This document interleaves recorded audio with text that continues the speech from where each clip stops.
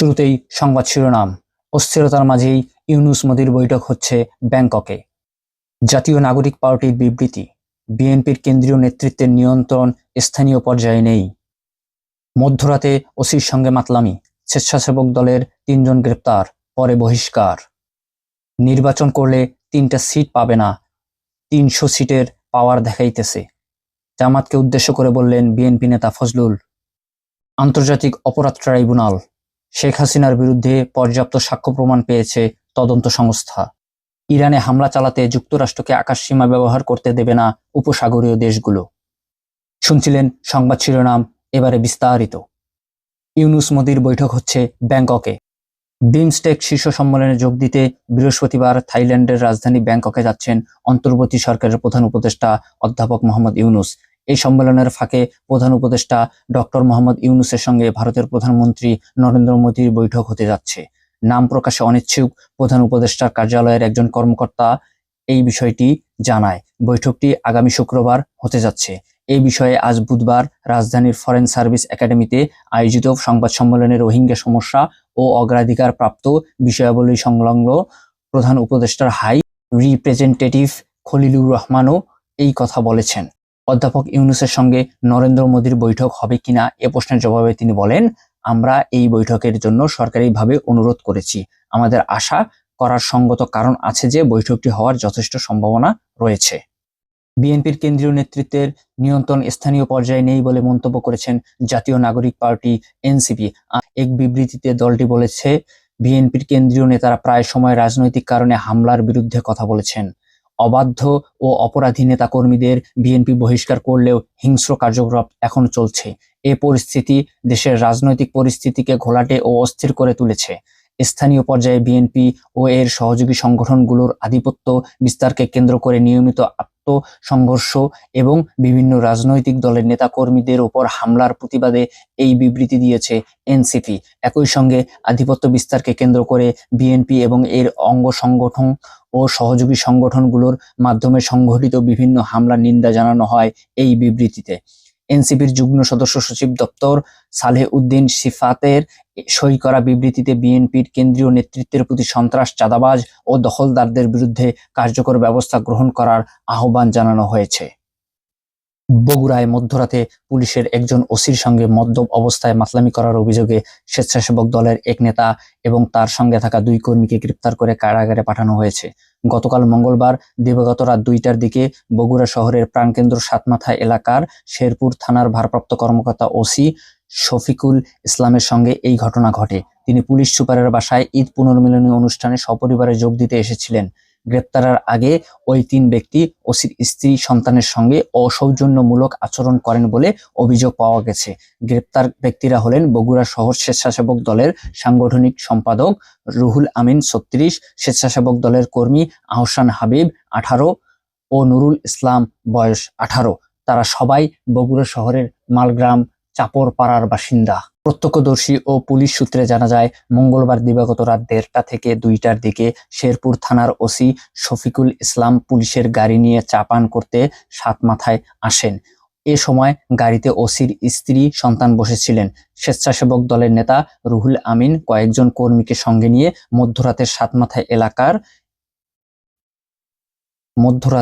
সাতমাথা এলাকায় অবস্থান করছিলেন। এ সময় তিনি মদ্যপ অবস্থায় ছিলেন। পুলিশের গাড়িতে নারী দেখে স্বেচ্ছাসেবক দলের ওই নেতা গাড়িতে বসা নারীর পরিচয় জানতে চান। এ নিয়ে ওসির সঙ্গে রুহুল আমিনের বাকবিতণ্ডা হয়। এ সময় সেখানে উপস্থিত সদর ফাঁড়ির পরিদর্শক সিরাজুল ইসলাম রুহুল আমিন সহ 3 জনকে আটক করেন।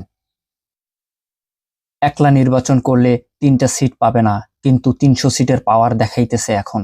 সমস্ত প্রশাসন দখল করে বসছে, 2% লোকও নাই। পায়ের ওপর পা তুলে কথা বলে। ইউএনও চলে তার কথায়, ডিসি চলে তার কথায়, প্রশাসন চলে তার কথায়। কেন? বাপের বেটা হইলে ইলেকশনে আসো, ইলেকশনে দেখা যাবে বাংলাদেশের মানুষ কারে দায়িত্ব দেয়, তখন বেটাগিরি করো। কিশোরগঞ্জের ইটনায় স্থানীয় বিএনপি ও অঙ্গ সংগঠনের আয়োজনে ঈদ পুনর্মিলনী ও পথসভায় বিএনপি চেয়ারপারসনের উপদেষ্টা ফজলুর রহমান জামাতের উদ্দেশ্যে এই কথা বলেন। গতকাল মঙ্গলবার রাত 9টার দিকে ইটনা সদরের পুরান বাজার এলাকায় এই ঈদ পুনর্মিলনী ও পথসভা অনুষ্ঠিত হয়। সেখানে প্রধান অতিথির বক্তব্যে বীর মুক্তিযোদ্ধা ফজলুর রহমান বলেন, আমি জামায়াতের আমিরকে জিজ্ঞাসা করব আমি একটা কথা মিছা কইছি কিনা, তাহলে আপনারা শিবির ও জামাতের কর্মীরা আমারে এত বকাবকি করে কেন, আমারে ফজু পাগলা কয় কেন? ঠিক আছে, আপনারা পাল্লা নিয়া করবেন, ঠিক আছে, আপনারা দাঁড়িপাল্লা প্রতীক নিয়ে নির্বাচন করবেন, আমরা ধানের শীষ নিয়ে নির্বাচন করব।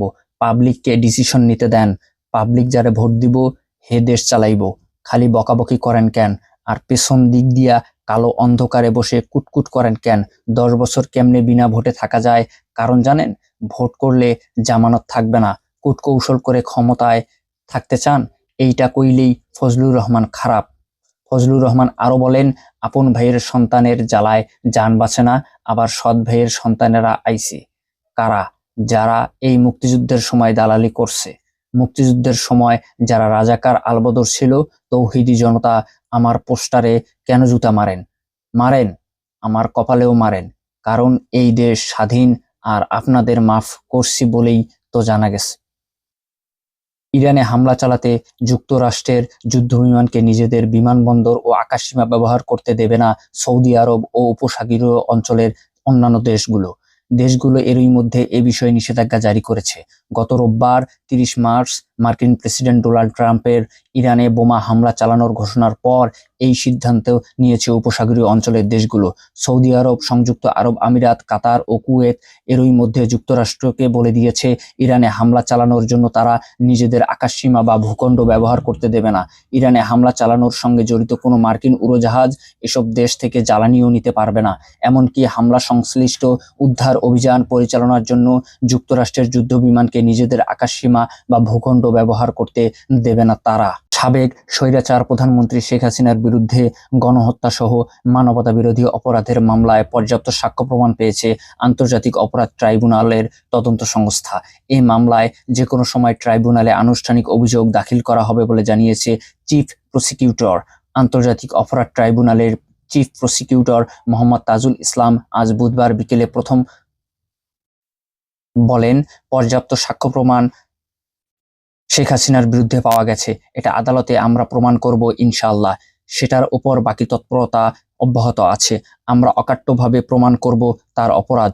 ট্রাইব্যুনালের তদন্ত সংস্থা শেখ হাসিনার মামলার তদন্ত প্রতিবেদন তৈরি করতে ব্যাপক কাজ করছে বলেও জানান তাজুল ইসলাম। তিনি বলেন, চূড়ান্ত তদন্ত প্রতিবেদন এখনো হাতে আসে নাই, চূড়ান্ত প্রতিবেদন তৈরির কাজ চলছে। ট্রাইব্যুনাল আইন অনুযায়ী কোনো মামলায় তদন্ত শেষে প্রথমে চিফ প্রসিকিউটরের কার্যালয়ে প্রতিবেদন জমা দেয় তদন্ত সংস্থা। এরপর পর্যালোচনা ও যাচাই শেষে সেই প্রতিবেদন চূড়ান্ত করে চিফ প্রসিকিউটরের কার্যালয়। প্রতিবেদন চূড়ান্ত করার পর তা আনুষ্ঠানিক অভিযোগ আকারে ট্রাইব্যুনালে দাখিল করেন চিফ প্রসিকিউটর ও তার কার্যালয়। কবে নাগাদ শেখ হাসিনার মামলার আনুষ্ঠানিক অভিযোগ দাখিল করা হবে তা জানতে চাইলে চিফ প্রসিকিউটর মোহাম্মদ তাজুল ইসলাম বলেন, ফরমাল চার্জ দাখিলের প্রক্রিয়া এখনো চলছে, যে কোনো সময় দাখিল হয়ে যাবে।